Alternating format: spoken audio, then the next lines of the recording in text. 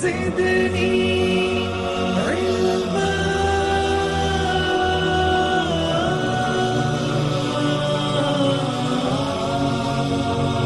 رب زدني علما.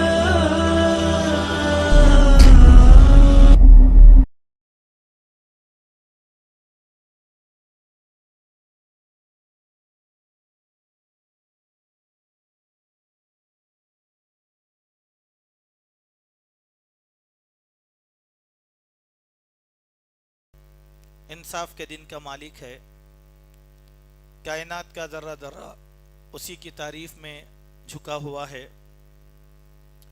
بے شمار درود و سلام ہوں تاجدار مدینہ حبیب کبریا احمد مجتبیٰ محمد مصطفیٰ صلی اللہ علیہ وسلم کی ذات پر کہ آپ نے اللہ کا یہ دین ہم تک مکمل طور پر پہنچا دیا ہے۔ اس دین میں کسی قسم کی کوئی کمی نہیں ہے اور نہ زیادتی کی کوئی گنجائش باقی ہے۔ معزز حاضرین، آج کا جو عنوان مجھ کو دیا گیا ہے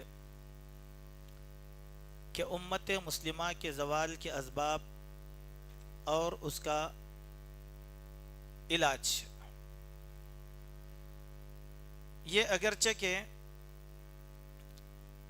آج کے اس دور کا ایک سب سے زیادہ اہم ترین عنوان ہے، اور حقیقی معنوں میں اس موضوع پر طلباء کے سامنے، اسٹوڈنٹ کے سامنے، یا وہ مسلمان جو اعلیٰ تعلیم یافتہ ہیں یا وہ مسلمان جو محکومات کے اندر کام کرتے ہیں حکومتی سطح پر، ان لوگوں کو اس سے روشناس کرانے کی بہت سخت ضرورت ہے۔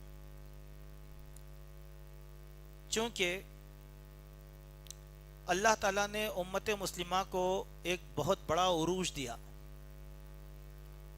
اور یہ عروج اللہ کی طرف سے ہوتا ہے اور زوال بھی اللہ کی طرف سے ہوتا ہے۔ مسلمانوں کے عروج و زوال کی ایک عظیم تاریخ ہے، اور یہ عظیم تاریخ قرآن مجید میں سب سے پہلے بیان کی گئی ہے۔ میں نے ایک آیت آپ کے سامنے پڑھا جس میں اللہ تعالیٰ نے فرمایا قل اللہم مالک الملک،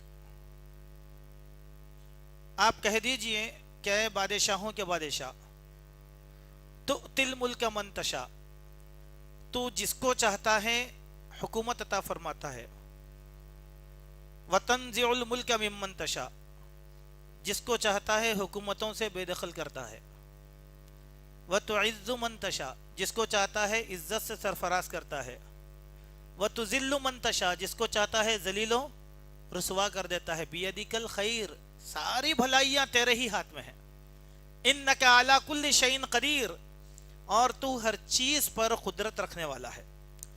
تو اس آیت کا ایک ظاہری مفہوم تو ایک ہمارے سامنے آ گیا کہ عروج و زوال کا جو معاملہ ہے وہ صرف اللہ تعالیٰ کے ہاتھ میں ہے، ہمارے ہاتھ میں نہیں ہوتا۔ عمومی طور پر انسان یہ سوچتا ہے کہ اگر وہ تعداد میں زیادہ ہو جائے گا تو اس کا عروج ہو جائے گا، اگر وہ طاقت میں زیادہ ہو جائے گا تو اس کا عروج ہو جائے گا، تادیر اس کی حکومتیں قائم رہ جائیں گی۔ یہ نظریہ دراصل کافرانہ ہے، یہ مومنانہ نظریہ نہیں ہوتا، چونکہ ہم کو جو نظریہ دیا گیا وہ قلت اور کثرت کا نہیں دیا گیا، ہم کو جو پیمانہ دیا گیا وہ تقوی اور توحید کا دیا گیا ہے۔ کسی بھی دور میں مسلمان اکثریت میں نہیں رہے جو آج رہنے والے ہیں، کسی بھی دور میں مسلمان اکثریت میں نہیں تھے۔ آپ دیکھیں جب اللہ کے پیارے نبی محمد صلی اللہ علیہ وسلم مبعوث کیے گئے، اس وقت مسلمانوں کی جو تعداد تھی، 13 سال کی محنت کے بعد جو مسلمانوں کا قافلہ تیار ہوا، وہ اتنی تعداد میں تھے جن کو انگلیوں پہ گنا جا سکتا تھا، جن کو انگلیوں پہ گنا جا سکتا تھا، مگر اس کے مقابلے میں اہل مکہ کثیر تعداد میں تھے۔ جب نبی کریم صلی اللہ علیہ وسلم مدینہ آئے، مسلمانوں کی قوت یکجا ہوئی، پہلی جنگ جو بدر کے نام سے ہوئی، جبھی بھی مسلمان اقلیت میں تھے، کتنے تھے ٹوٹل؟ یعنی 14 سال 13 سال 12 سال کے بچوں کو ملایا گیا تو 313 ہوئے. شام میں فنکار تھے 1000. شام میں جو لڑنے والا قافلہ تھا کافروں کا 1000 فنکار تھے، عام آدمی نہیں تھا اس میں، بلکہ قبیلوں کو یہ کہہ کر بلایا گیا تھا کہ جس قبیلے میں فنان موجود ہیں، اچھا یعنی مارشل آرٹس کا چیمپئن، تلوار پھرانے والا، بہترین گھوڑ سوار، اچھا نشانے باز، خطرناک تیر انداز، ایسے سلیکٹڈ لوگوں کو نکالا گیا تو 1000 کا لشکر تھا سامنے. اور ادھر کیسے تھے؟ لاغر، کمزور بچے، نحیف، ہر اعتبار سے کمزور. تعداد بڑھ کے تھی یا کم تھی؟ چلیے اور آگے چلیے. آپ احد کی لڑائی ہوئی. احد کی لڑائی ہوئی تو احد کی لڑائی میں ٹوٹل مسلمانوں کی تعداد 1000 ہوئی، لیکن سامنے خطرناک تیار شدہ کافر لشکر کی تعداد 3000 تھی. مسلمان اکثریت میں تھے اقلیت میں تھے؟ اقلیت میں تھے. تو پہلے ہم اپنے ذہن سے یہ تصور نکالیں کہ اگر ہم تعداد میں بڑھ جائیں گے تو ہمارا عروج آ جائے گا. یہ سب سے بڑا غلط نظریہ ہے، سب سے بڑا غلط نظریہ ہے. یہ عقیدہ، یہ بھی عقیدے کی بات ہے، یہ بھی عقیدے کی بات. عروج اللہ دینے والا ہے، زوال اللہ دینے والا ہے. اب سوال یہ پیدا ہوتا ہے عروج اللہ تعالیٰ کب دے گا اور زوال اللہ تعالیٰ کب دے گا؟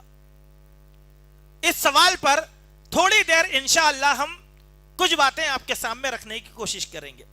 سب سے پہلی بات، اللہ تعالیٰ نے ہم سے پہلے کچھ قوموں کو پیدا کیا. بہت بڑی قومیں تھیں، باعزت قومیں تھیں، جن میں سے ایک قوم کا نام ہے یہود، جو نبی زادوں کی قوم تھی. اللہ تعالیٰ نے اس قوم کو ایک خاص کام کے لیے پیدا کیا تھا. ایک خاص کام قرآن میں اللہ تعالیٰ نے کہا، وہ یہ ہے کہ اے بنی اسرائیل، تم لوگوں کو نیکی کا حکم دو، برائیوں سے رکو. یہی کام دیا تھا اللہ تعالیٰ. تو ان کو خیر امت بنا دیا. اب ان پر اللہ نے اتنی رحمتیں نچھاور کیا. آپ سورہ بقرہ پڑھیں گے تو ایک آیت بار بار سنے ہوں گے، ایک لفظ آیت کا، یا بنی اسرائیل اذکروا نعمتی التی، بار بار سنے نا آپ لوگ. 7 مرتبہ سے زیادہ یہ لفظ آیا بنی اسرائیل کے لیے، اور 7 الگ الگ نعمتوں کا ذکر کیا اللہ نے. اللہ خوش ہوا، اتنی نعمتوں سے ان لوگوں کو سرفراز کیا تھا. کیوں؟ حکم کیا تھا؟ نیکی کا حکم دو، برائیوں سے روکو. نیکی کا حکم دو، برائیوں سے روکو. چلیے اب وہ قوم کیا کی؟ چلتے چلتے چلتے چلتے چلتے چلتے بری بننا شروع ہو گئی. اپنے فرض منصبی سے تغافل اختیار کیا. اللہ نے کہا امر بالمعروف کا کام کرو، نہیں انل منکر کا کام کرو. تو وہ قوم کیا ہو گئی؟ آہستہ آہستہ آہستہ نیکی کا کام کرنا چھوڑ دیے، برائیوں سے روکنا چھوڑ دیے. قرآن نے ان کی دوسری تصویر پیش کیا. اب وہ برائی کا حکم دینے لگے، نیکی سے لوگوں کو روکنے لگے. برائی کا حکم دینے لگے، نیکی سے. اللہ نے فرض منصبی دیا تھا نا، وہ ادا کی ذمہ داری نہیں. اللہ تعالیٰ بولے چلو بہت چیز ہو گئی. بخاری شریف کی ایک طویل حدیث ہے. ایک مرتبہ نبی کریم صلی اللہ علیہ وسلم صحابہ کے ساتھ بیٹھے ہوئے تھے، تو صحابہ سے پوچھا کیا ہے میرے صحابیوں، بتلاؤ کہ اللہ تعالیٰ نے بنی اسرائیل کو کیوں تباہ و تاراش کر دیا؟ تو ان لوگوں نے کہا معصوم جواب. ہمارے صحابہ معصوم تھے، معصوم جواب دیتے تھے. بولے یا رسول اللہ، اللہ اور اس کا رسول بہتر جانتے ہیں، آپ بتلا دیجئے. تو اللہ کے نبی صلی اللہ علیہ وسلم کہا دیکھو، بنی اسرائیل کو اللہ تعالیٰ نے نیکی کا حکم دینے کی تلقین کی، برائی سے روکنے کی تلقین کی. یہ قوم اپنی ذمہ داریوں سے غفلت کرے، خدائی ذمہ داریوں سے تغافل اختیار کرے، جس کا نتیجہ یہ نکلا کہ بنی اسرائیل میں گناہ کے کام، برائی کے کام، بے حیائی کے کام، منکر کے کام زیادہ ہونا شروع ہو گئے. نتیجہ کیا ہوا؟ برائی بڑھ گئی اس قوم میں. اب نیکی کا حکم دینے والے کم ہو گئے، ان کے علماء تھوڑے رہ گئے. اب علماء بھی طاقت کے ساتھ برائی کا مقابلہ نہیں کرتے تھے. کیوں؟ برائی کرنے والا ان کا دوست ہوتا، برائی کرنے والا ان کا رشتہ دار ہوتا، برائی کرنے والا ان کا ہم نشین ہوتا. خالی اتنا بولتے یہ کام کیوں کر رہے ہیں میاں، بس مت کرو، آئندہ اسلام میں حرام ہے. لیکن ان کے ساتھ ہی اٹھتے تھے, ان کے ساتھ ہی بیٹھتے تھے, ان کے ساتھ ہی خوش رہتے تھے, دوستی نبھاتے تھے. نتیجہ یہ نکلا برے لوگوں کی عادتیں اچھے لوگوں کے اوپر غالب آ گئی. اب وہ اچھے لوگ بھی برے بن گئے. اب بنی اسرائیل کو برائیوں سے روکنے والا کوئی بھی نہ تھا, تو اللہ سبحانہ و تعالی نے جبرائیل امین کو حکم دیا کہ بنی اسرائیل کی بستیوں کو تباہ کر دو. جبرائیل امین اپنے پروں پر ان کی بستیوں کو اٹھائے اور آسمانوں سے اوندا کر دیا. جب آپ قرآن پڑھیں گے تو آپ کو معلوم ہوگا بنی اسرائیل پر 7 مختلف قسم کے عذاب آئے. سوچو ذرا, وہ قوم جو اللہ کی لاڈلی تھی, وہ قوم جو اللہ کی پیاری تھی, وہ قوم جس میں اللہ نے کثرت سے نبی بھیجے, وہ قوم جن کو آسمانوں کی جنت کی غذا کھلائی گئی منہ اور سلوہ کے نام سے, وہ قوم جن کو زمین کے اندر طاقت عطا کیا گا, اس کے باوجود بھی ایک ذمہ داری ادا نہیں کرنے کی وجہ سے اللہ تعالیٰ نے ان کی ترقی کو زوال میں بدل دیا, ان کی خوشحالی کو بدحالی میں بدل دیا, ان پر نچھاور کی ہوئی نعمتوں کو عذاب کے اندر بدل دیا. کیوں؟ ایک ذمہ داری ادا نہیں کرنے کا نتیجہ, ایک ذمہ داری ادا نہیں کرنے کا نتیجہ. اب اس کے نتیجے میں کیا کہا اللہ تعالیٰ نے ان لوگوں کو؟ اللہ تعالیٰ نے قرآن میں کہا, دیکھیے, ضربت علیہم الذلۃ والمسکنہ, ذلت اور رسوائی ان کا مقدر بنا دی گئی. دنیا میں کہاں پر بھی رہیں گے یہودی وہیں پر ذلیل اور رسوا ہو کر رہے گا. دیکھیے, آج پوری دنیا کے نقشے میں مسلمانوں کے 56 ملک ہیں, عیسائیوں کے ممالک ہیں, غیر مسلموں کے ممالک ہیں, یہودیوں کا ایک بھی ملک نہیں ہے. یہودیوں کا ایک بھی ملک. کیوں؟ اللہ نے ذلت ان کے حق میں رکھا, اللہ نے ذلت ان کے حق میں رکھا. ایک ناجائز اسرائیل کو جو ہے انہوں نے جنم دے کر رکھ لیا, ناجائز قبضہ, ناجائز زمین, ناجائز اقتدار. اب تک کئی مسلم ممالک نے اس کو تسلیم نہیں کیا. کہیں ہے زمین؟ نہیں ہے. کیوں؟ اللہ نے ان کی تقدیر میں کیا رکھا؟ ذلت. چلیے, قرآن کے دوسرے مقام پر اللہ نے اس سے زیادہ خطرناک موقف اختیار کرتے ہوئے فرمایا, ضربت علیہم الذلۃ وَكُونُوا قِرَدَةً خَاسِئِينَ. اللہ تعالیٰ نے کہا ان لوگوں کو, اے ذلیلو تم بندر بن جاؤ. اس قوم کو بندر بھی بنا دیا اللہ تعالیٰ نے. تو دیکھیے, ایک طرف عروج تھا, دوسری طرف زوال آیا. ایک طرف خوشحالی ہوئی, دوسری طرف بدحالی ہوئی. حالانکہ عام قوم نہیں تھی. ایک تھوڑی دیر کے لیے اگر میں بولوں, ہمارے پاس لوگ فخر کرتے سلسلے پہ, ہم سلسلے والے ہیں بھائی. بولتے کس سے سلسلہ ہے آپ کا؟ تو آپ بولتے نہیں, ہم قادری ہیں, ہم چشتی ہیں, ہم نقشبندی ہیں, ہم سہروردی ہیں, ہمارا سلسلہ پیران پیر سے ملتا, ہمارا سلسلہ سلطان ہند سے ملتا. فخر کرتے نہیں. یہ سلسلے کچھ بھی نہیں ہے. بنی اسرائیل کا سلسلہ نبیوں سے جا کر ملتا تھا. حضرت ابراہیم علیہ السلام سے براہ راست تعلق تھا. ان کے بیٹے اسحاق علیہ السلام کی نسل میں کئی انبیاء آئے. اسی لیے بنی اسرائیل کو الزام کیا تھا؟ ہم تو بنی اسرائیل ہیں, اللہ کے لاڑلے, ہمارے علاوہ جنت میں کوئی نہیں جا سکتا بولتے تھے. اتنا الزام تھا اس قوم کو, لیکن اللہ نے ذلیل کیا نہیں. یہ عروج کے بعد زوال کیوں آیا؟ اللہ کی ذمہ داریوں سے تغافل. یہ بات اچھی طریقے سے ذہن میں رکھیے. جب لوگ اللہ کی عطا کردہ ذمہ داریوں سے غفلت اختیار کرتے ہیں تو اس قوم کا زوال آ جاتا ہے, اس قوم کو اللہ تعالیٰ تباہ کر دیتے ہیں. چلیے, اب اللہ تعالیٰ نے بنی اسرائیل کو تباہ کر دیا. بنی اسرائیل برباد ہو گئی. ان سے خیر امت کے خطاب کو اللہ تعالیٰ نے کھینچ کر حضرت عیسیٰ کی قوم کو دے دیا. بولے کہ چلو یہودی یہ کام نہیں کریں, اب تم یہ کام کرو. بولے کہ کیا کام کرنا ہے؟ نیکی کا حکم دینا, برائیوں سے روکنا, امر بالمعروف نہی عن المنکر, یہی کام کرنا, دوسرا کچھ نہیں. اللہ تعالیٰ اس قوم کے اوپر بھی بڑی نعمتیں بھیجا, ان کو بھی بڑا عروج دیا. اتنا عروج دیا کہ آج بھی روم کی سلطنت عیسائیوں کے ہاتھ میں ہے. ابھی بھی اللہ نے ان لوگوں کو دیا موقع. آج بھی دنیا کی 33% آبادی کے اوپر ان لوگوں کا قبضہ ہے. اللہ نے ابھی بھی دیا ان لوگوں کو. کیوں؟ ان کی تعریف کرتے ہوئے دیا. کچھ لوگ عیسائیوں میں حقدار ہیں, اللہ سے ڈرنے والے ہیں, اسی لیے ان کو سرفراز کیا اللہ تعالیٰ, ورنہ ان کو بھی برباد کر دیتا. اب عیسائیوں سے کہا کہ تم یہ کام کرو, تو عیسائی ذمہ داری نبھائے. ان کے علماء کرام محنت کریں اس کے پیچھے، بہت محنت کی ہے، جب تک کہ نبی کریم صلی اللہ علیہ وسلم مبعوث کیا گئے ان کے علماء پھیلاتے رہے ان کے دین کو، لیکن ہوا کیا، ان کے علماء میں بھی غفلت آ گئی، ان کے علماء میں بھی غفلت آ گئی۔ کیا کرنے لگے وہ لوگ؟ لوگوں کا ناحق مال کھانے لگے، حق کو باطل کے ساتھ۔ خصوصی طور پر آپ جب سورہ بقرہ پڑھیں گے، سورہ بقرہ میں ٹوٹلی مکمل یہودیوں سے خطاب ہے، پورا یہودیوں سے خطاب، ان کے پورے حرکتیں، ساز باز سب چیزیں سورہ بقرہ میں۔ جب آپ سورہ آل عمران پڑھیں گے ٹوٹل عیسائیوں کے بارے میں کہا اللہ تعالیٰ نے، ان کی برائیوں کا ذکر کیا۔ کیا کیا؟ واللہ اے اہل کتاب، تم حق کو باطل کے ساتھ کیوں ملاتے ہو؟ حق کو باطل کے ساتھ ملانا ان لوگوں کی عادت تھی۔ اللہ کی باتوں کو پیسوں کے عوض میں بیچنا ان کی عادت تھی، اللہ کی آیتوں کو پیسوں کے عوض میں بیچنا ان لوگوں کی عادت تھی۔ پھر اس کے بعد کیا کیا ان لوگوں نے؟ حضرت عیسیٰ کو ہی اللہ کا بیٹا بنا لیا، جیسے یہودیوں نے عزیر کو اللہ کا بیٹا بنا لیا، بولے کہ نہیں یہ اللہ کے بیٹے ہیں اور مریم اللہ کی بیوی ہیں اور ہم اللہ کے خاندان سے ہیں، لہذا جنت میں ہم ہی چلے جائیں گے۔ وہ قوم کو بھی اللہ نے بڑا سراہا۔ کیا کیا؟ سورہ مائدہ میں اللہ تعالیٰ نے ان کا تذکرہ کرتے ہوئے کہا، ان لوگوں نے کہا کہ بھئی آسمان سے ایک دستر کو نازل کراؤ، اللہ تعالیٰ جنت کا دستر سجا سجایا ان لوگوں کے اوپر دیا، لو اب تو بھی یقین کرو۔ اس کا بھی مذاق اڑا دیا، اس کا بھی مذاق اڑا دیے۔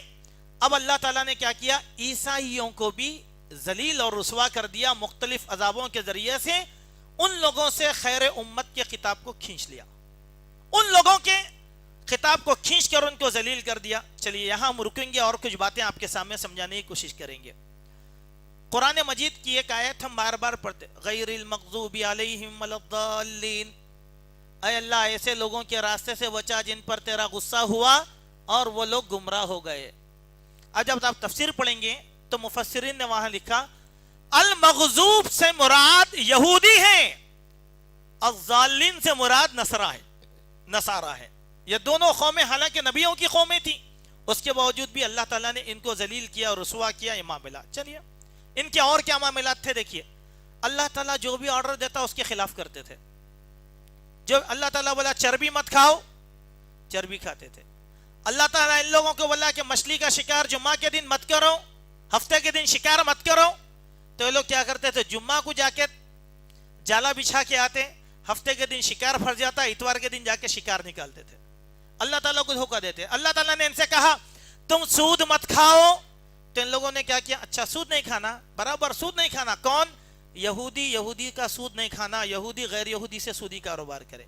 اللہ نے ان سے کہا شراب مت پیو، تو بولے کہ ایسا نہیں، ہم تو شراب نہیں پیتے، بلکہ وہ لوگ شراب نہ پیے۔ اس حکم کا مطلب الگ نکالے، بولے کیا؟ بولے اللہ نے بالکل سچ کہا، شراب مت پیو، لیکن کون؟ ایسا یہودی شراب نہ پیے جو پی کر اپنے آپ پہ کنٹرول نہیں رکھ سکتا، انہیں نہ پیے جو پی کے کنٹرول رکھتا، وہ لوگ پی سکتے، تعویل کرے۔ اب اللہ تبارک و تعالیٰ ان لوگوں کی ایسی حرکتوں کی وجہ سے ان کے ہزار سال کے اقتدار کو ذلیل اور رسوا کر دیا، اور اللہ نے ان قوموں کو زوال سے دوچار کر دیا۔ اب اس کے بعد پیارے نبی محمد رسول اللہ صلی اللہ علیہ وسلم کی باری آئی۔ اللہ نے بنو اسحاق سے اس اعزاز کو کھینچ لیا اور حضرت ابراہیم کے دوسرے بیٹے بنو اسماعیل کو اعزاز دیا کہ آج سے تم خیر امت، آج سے تم خیر امت، تمہارا کام کیا ہے؟ اب وہی مشن چلانا جو سابقہ دو قوموں کو ہم دیے تھے۔ سورہ حج اللہ تعالیٰ ارشاد فرماتے ہیں الذین مکناہم فی الارض اقاموا الصلاة وآتوا الزکاة وامروا بالمعروف ونہوا عن المنکر وللہ عاقبۃ الامور، وہ لوگ جنہیں ہم زمین میں ٹھکانہ عطا فرمائیں، رہنا سہنا عطا فرمائیں، زمین کا اقتدار دیں، زمین کی خوشحالی عطا فرمائیں، ان کی ذمہ داری یہ ہے کہ وہ نیکی کا حکم دے، برائیوں سے روکیں، نمازوں کو قائم کریں، زکوٰۃ ادا کریں۔ بس یہ ذمہ داری امت مسلمہ کو اللہ تعالیٰ نے دے دیا۔ جب تک امت مسلمہ اس ذمہ داری کو ادا کرتی رہے گی، وہ سرفراز رہے گی۔ جب اس ذمہ داری کو چھوڑ دے گی تو ذلیل اور رسوا ہو جائے گی۔ یہی ذمہ داری اللہ نے ہم کو دیا، یہی کام ہم لوگوں کو زمین پہ کرنا ہے۔ چلیے اللہ تعالیٰ نے کہا وَلْتَكُمْ مِنْكُمْ أُمَّةٌ يَدْعُونَ إِلَى الْخَيْرِ، چاہیے کہ تم میں ایک ایسا گروہ ہونا چاہیے جو خیر کا کام کرے، امت خیر بنے، اس کی ذمہ داری کیا ہے؟ یأمرون بالمعروف وینہون عن المنکر، نیکی کا حکم دیں، برائیوں سے روکے۔ پھر اللہ نے کہا کنتم خیر امت اخرجت للناس، تم سب سے بہترین امت ہو جو لوگوں کے لیے پیدا کی گئی، تأمرون بالمعروف، لوگوں کو نیکی کا حکم دیتے ہو، وتنہون عن المنکر، لوگوں کو برائیوں سے۔ وہی حکم دیا نا اللہ تعالیٰ، وہی حکم اللہ تعالیٰ نے دیا۔ چلیے یہ حکم لے کر پیارے نبی محمد رسول اللہ صلی اللہ علیہ وسلم آئے، آ کر لوگوں کو نیکی کا حکم دیا، برائیوں سے روکا۔ نتیجہ یہ نکلا مختصر عرصے میں اللہ سبحانہ و تعالی نے مسلمانوں کو ایسا اقتدار دیا پوری دنیا کے اندر، جس لازوال اقتدار عطا فرمایا۔ کہاں سے نکلا اسلام؟ عروج دیا اللہ تعالیٰ نے۔ دیکھیے اللہ کے نبی کی حیات طیبہ میں مختلف جنگیں ہوئی، روم، فارس اور روم تک، عراق تک اسلام کا قلعہ بنتا گیا اور وہ علاقے فتح ہوتے گئے۔ بحرین، یمن، یمامہ، یہ پورے کا پورا علاقہ آ گیا۔ اللہ کے نبی کا انتقال ہو گیا، اس کے بعد خلافت راشدہ شروع ہوئی۔ حضرت ابو بکر کے دور کے اندر کوئی فتوحات نہیں ہو سکی، چھوٹی چھوٹی جنگیں ہوئی، چونکہ وہاں کچھ مسائل تھے، اس کو گھیرنا تھا۔ حضرت عمر کے دور میں اسلام اتنا پھلا پھولا کہ اسلام مکہ اور مدینہ سے نکل کر الجزائر کا پورا علاقہ مسلمانوں کے زیر اقتدار آ گیا۔ الجزائر، مراکش، فرانس کی سرحدوں تک، بلکہ پورے فرانس میں اسلامی حکومت تھی۔ رشیا، وہاں اسلامی حکومت تھی۔ اسپین، وہاں پر اسلامی حکومت تھی۔ یعنی آج کی دنیا کا اگر نقشہ نکالا جائے تو اس نقشے کے اندر دنیا کے 70% حصے پر مسلمانوں کا اقتدار ہوا قلیل عرصے کے اندر۔ خلافت راشدہ کتنے سال کی ہے بھائی؟ اللہ کے نبی صلی اللہ علیہ وسلم کی جو رسالت ہے 23 سال، فتوحات کا سلسلہ 10 سال سے شروع ہوا۔ مدینہ کے 10ویں سال سے فتوحات کا سلسلہ شروع ہوا۔ حضرت عثمان کے دور تک پورا فارس فتح ہو گیا، سلطنت رومانیہ فتح ہو گئی، بلکہ بعض ایسے واقعات، انہونی واقعات صحابہ کے ساتھ ہوئے، اس کو دیکھ کر جو ہے آج کی تاریخ میں ہماری آنکھیں پھٹی کی پھٹی رہ جاتی ہیں۔ ایک واقعہ میں سناتا ہوں جو ذیلی واقعہ ہے۔ حضرت عثمان کے زمانے میں ایتھوپیا گئے مسلمان،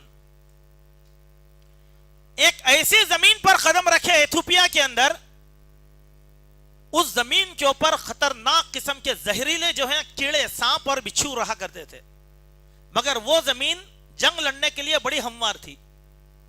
وہاں سے امیر لشکر حضرت عثمان کو خط لکھے کہ ہم ایتھوپیا پہنچ گئے، یہاں جس زمین کا ہم نے انتخاب کیا اس زمین کے اوپر جو ہیں اس قسم کے حالات ہے، اور یہ زمین ہمارے لیے سب سے زیادہ موزوں ہے، آپ بتائیے ہم کیا کرنا۔ دیکھو ان لوگوں کے ساتھ اللہ کی کتنی مدد تھی۔ حضرت عثمان رضی اللہ عنہ ایک خط لکھے امیر المومنین کے پاس، امیر لشکر کے پاس، لکھ کر کہیں یہ خط کی ہو بہو عبارت اس میدان میں کھڑے رہو اور یہ خط اس میدان کے اندر ڈال دو، اس میدان کے اندر یہ خط ڈال دو۔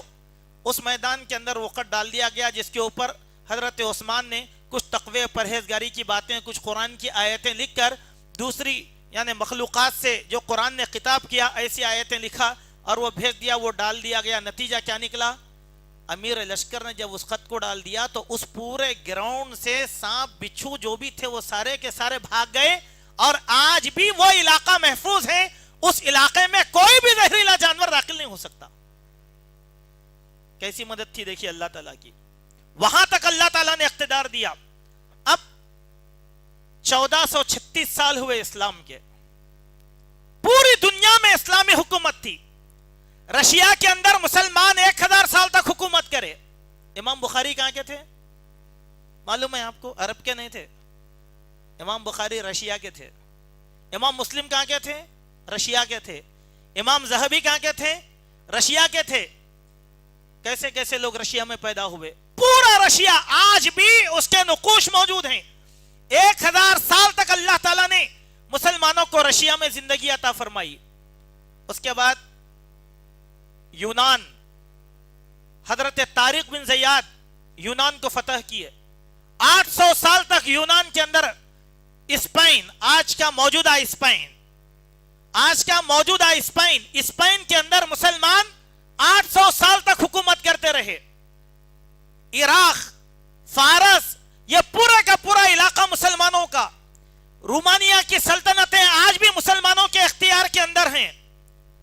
یہ سب دیکھنے کے بعد آپ دیکھیں ہمارے ملک ہندوستان کو آئیے. آپ ہمارے ملک میں مسلمان کتنے سال حکومت کرے؟ 1000 سال. 960 سال تک مسلمان حکومت کرتے رہے. تعداد کتنی تھی؟ بہت تھے. 7% تھے مسلمان. وہ بھی یہاں کے نہیں تھے. لشکر کے ساتھ جو مسلمان بغداد سے آئے، فارس سے آئے، رشیا سے آئے، افغانستان سے آئے، یہ پورے مسلمانوں کو ملایا گیا تو ان کی تعداد کتنی تھی؟ اقتدار کتنے سال کرے؟ آج کتنے فیصد ہے مسلمان؟ 18%، 20%. 18% مسلمان ہیں سرکاری اعداد و شمارے کے تعلق سے. مگر آپ دیکھو حیدرآباد کا زوال ہوا 65 سال ہوئے. سقوط حیدرآباد. سقوط حیدرآباد یا کس کی حکومت تھی؟ نظام کی. مسلمانوں کا تھا نا سکہ. مسلمانوں کا تھا نا سکہ. تو ہماری حکومت جا کر تازہ ہے 65 سال. ایک سوال غور کرو. اللہ نے اسپین میں حکومت دیا، رشیا میں حکومت دیا، یونان میں حکومت دیا، مراکش میں حکومت دیا، الجزائر میں حکومت دیا. دنیا کی 75% آبادی پر مسلمانوں کا کنٹرول تھا. پھر اچانک 65 سال میں مسلمان ذلیل اور رسوا کیوں ہو رہا ہے؟ یہ سوال ہمارے لیے سب سے بڑی اہمیت کا حامل ہے. اس لیے میں نے تاریخ کے جغرافیائی خطوط کو تھوڑا آپ کا ذہن کھولنے کے لیے میں نے یہاں بیان کیا. سوال یہ ہے ہماری حکومت کیوں گئی؟ ہمارا اقتدار کیوں گیا؟ ابھی ہمارے نقوش نہیں مٹے. دلی کا لال قلعہ موجود ہے، قطب مینار موجود ہے، چار مینار موجود ہے، چاندنی چوک موجود ہے، سارے کے سارے مسلمانوں کے علاقے موجود ہیں. ٹیپو سلطان کے نقوش آج تک موجود ہیں. لیکن آپ بتائیے یہ زوال کیوں آیا؟ یہ زوال کیوں آیا؟ یہ زوال اسی لیے آیا مسلمان اپنی ذمہ داری سے آج تغافل اختیار کرنا شروع کر دیا. اللہ نے کہا نیکی کا حکم دو، برائیوں سے روکو. لیکن مسلمان کیا کیا؟ الٹا کر رہا ہے. ہر برائی آج ہمارے پاس آ گئی. کوئی نیکی آج ہمارے پاس باقی نہیں رہی. ہر جگہ پر برائی. ناچ، گانا، بجانا، یہ سب زائلی چیزیں ہیں. سب سے بڑی برائی ہمارے زوال کی یہ آئی کہ ہم نے اللہ کی توحید میں مداخلت کی اور اللہ کی توحید کو شرک سے بدل کے رکھ دیا. ہم لوگوں نے شخصیت پرستی، بت پرستی، خبر پرستی، اولیاء پرستی، مردہ پرستی، یہ ساری کی ساری چیزیں ہماری زندگی کا حصہ بن گئی اور آٹومیٹک مسلمان اللہ کی عبادتوں سے دور ہوتا چلا گیا. اللہ تعالیٰ ایک ایک کر کے اقتدار لے لیا. دیکھیے آپ پوری تاریخ کا جائزہ لے کر دیکھیے. مغلیہ دور کے حکمرانوں نے کیا کیا؟ اللہ کے دین کے مقابلے میں نیا دین لا کر کھڑا کر دیا. اکبر نے اکبر شاہی دین الہی کے نام سے لا کر کھڑا کر دیا. دکن کے حکمرانوں نے اللہ کے دین کا کام کرنے کے بجائے نکاحوں کو فروغ دیا، بیجا رسومات کی. اہل تشیع کو انہوں نے فروغ دیا، یہاں پر لا کر پنجوں کو فروغ دیا، علموں کو فروغ دیا. اللہ کے دین کی وحدانیت کو نیست و نابود کر دیا. اللہ تعالیٰ نے ان کا اقتدار یہاں سے کھینچ لیا. ہر جگہ یہی صورتحال. کیوں؟ اللہ کی بغاوت. اسی لیے میرے دوستو عروج جو قرآن میں بیان کیا گیا خالص توحید کی بنیاد پر ہے اور زوال جو بیان کیا گیا شرک کی بنیاد کے اوپر ہے. سورہ نور کی اس آیت کو آپ نے پڑھا ہوگا. اللہ سبحانہ وتعالیٰ سورہ نور میں بیان کرتے ہیں وعد اللہ الذین آمنوا منکم وعملوا الصالحات. اللہ تعالیٰ کا وعدہ ہے تم لوگوں سے جو ایمان لائے اور عمل صالح کیے. لَيَسْتَقْلِفَنَّهُمْ فِي الْأَرْضِ، ضرور اللہ زمین کا اقتدار تمہارے حوالے کرے گا. كَمَا اسْتَخْلَفَ الَّذِينَ مِنْ قَبْلِهِمْ، جیسے کہ سابقہ لوگوں پر اللہ تعالیٰ نے زمین کا اقتدار حوالے کیا تھا. شرط کیا ہے؟ یعبدوننی ولا یشرکون بی شیئا، خالص عبادت اللہ کی جائے، اللہ کی عبادت میں کسی کی شرکت گوارا نہیں. تو توحید پر اقتدار ہے نا. جہاں شرک آ گیا وہاں پر زوال ہی زوال. تو ہمارے زوال کے اسباب میں سب سے بنیادی جو سبب ہے وہ ہے نیکی کا کام چھوڑ دینا اور برائیوں کا حکم دینا. چلیے ایک حدیث آپ کو سناتا ہوں, مستدرک حاکم کی حدیث. اللہ کے نبی صلی اللہ علیہ وسلم بیان فرماتے ہیں لَتَرْكَبُنَّ سُنَنُ مَنْ كَانَ قَبْلَكُمْ شِبْرًا مِّن شِبْرٍ ذِرَاعًا مِّن ذِرَاعٍ. البتہ ضرور بضرور تم غیر اقوام کی تقلید کرنا شروع کرو گے, ایک ایک بالش کر کے. کیسے؟ ایسے ایسے چلیں گے, ایک ایک بالش کر کے قریب ہوں گے. ذراعًا من ذراعٍ, ایک ایک ہاتھ کر کے تم قریب ہو جاؤ گے. کہاں تک؟ کہاں تک قریب؟ اگر غیر اقوام کا کوئی بھی آدمی برائی کرتے کرتے گھوڑ پھوڑ کی سوراخ میں بھی اگر چلے گیا تو تم بھی وہاں چلے جاؤ گے. کیسا گیا انہیں, کیسا ہوا, وہ دیکھنے کے لیے تم بھی اتنا تو اندھے بن جاؤ گے. پھر اس کے بعد ایک حدیث میں اللہ کے نبی صلی اللہ علیہ وسلم فرمایا کہ تم غیر اقوام کی تقلید اتنی زیادہ کرو گے کہ غیر قوم کا کوئی آدمی سڑک پر کھڑ کر اپنی عورت کے ساتھ زنا کر رہا ہوگا تو تم بھی وہ کام کرنا شروع کرو گے. برائی کا یہ عالم آج باقی ہے؟ کچھ بھی آج باقی ہے؟ بتلائیے آپ. نہیں, یہ برائی ہم نہیں کریں. پارکوں میں دیکھو پورے برقعے والی خواتین اور ہمارے نوجوان بھائی, کالجوں میں دیکھو پورے مسلمان بھائی اور پورے مسلمان بہنیں. غیر اقوام کا رونا ہم کو نہیں ہے, ان کو تو چھوڑ دو, لیکن ہماری اپنی قوم کا رونا. کیا اس کے باوجود اللہ تعالیٰ عروج عطا کرے گا؟ اللہ سرفرازی عطا فرمائے گا؟ نہیں. کیوں؟ برائی آج ہمارے پاس ہے. ایک حدیث میں آپ کو سناتا ہوں. حضرت علی رضی اللہ عنہ اس حدیث کے راوی ہیں. وہ بیان فرماتے ہیں کہ اللہ کے پیارے نبی صلی اللہ علیہ وسلم نے فرمایا, دیکھیے 15 قسم کی عادتیں میری امت کے اندر آ جائیں گی. میری امت میں کتنی برائیاں آئیں گی؟ 15 قسم کی. میں خالی اس حدیث کا ایک ماخذ آپ کے سامنے بیان کرتا ہوں, آپ ایک ایک برائی کو اپنے انگلیوں پر گن لو. اللہ کے نبی بیان فرماتے ہیں, حضرت علی اس حدیث کے راوی, اذا كان المغنم دولا والامانۃ مغنما, کہ جب لوگوں کے پاس سے مال غنیمت ہڑپ کر لیا جائے گا, اور والامانۃ, اور امانت خیانت میں بدل دی جائے گی, والزکاۃ مغرما, اور زکات بوجھ سمجھ کر ٹیکس کے طور پر آدمی ادا کرے گا. بھائی زکات دو, اگر کوئی لائٹ کا بل لینے والا ہے تو کتنا بوجھ گزرتا, بس زکات ویسا ادا کرے گا آدمی. وَأَطَاعَ الرَّجُلُ زَوْجَتَهُ, آدمی اپنی بیوی کی غلامی کرے گا.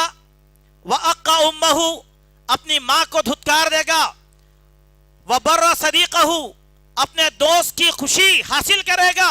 وَجَفَاءَ أَبَاهُ, اپنے باپ کی نافرمانی کرے گا.